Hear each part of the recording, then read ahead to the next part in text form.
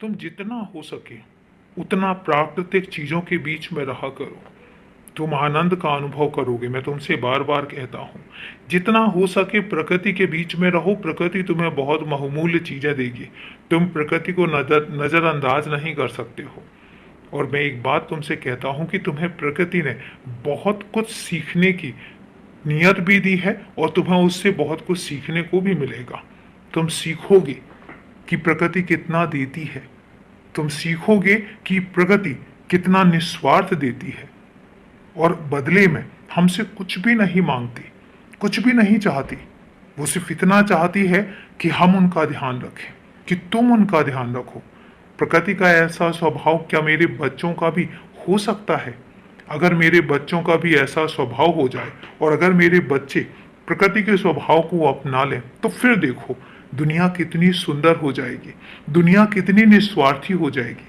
और हाँ, अगर मांगना है तो मुझसे मांगो, जितना चाहे उतना मांगो, दिल खोल के मांगो, झोली फैलाकर मांगो, हक से मांगो, विनती करके नहीं। हक से बोलो कि तुम्हें ये चाहिए, तुम्हें मिलेगा। लेकिन किसी और के आगे हाथ मत फैलाओ, क्योंकि तुम्हें एक बात बताता हूं, जब तुम किसी और के आगे हाथ फैलाते हो तो वो देने में संकोच भी करेगा और देने के बाद तुम पर एहसान भी जताएगा। तुम्हें हमेशा याद दिलाएगा कि उसने तुम पर एहसान किया है। और इसीलिए कभी भी इंसानों से मत मांगो। जितना हो सके मुझसे आकर कहो, मुझसे आकर मांगो, मैं तुम्हें दूंगा।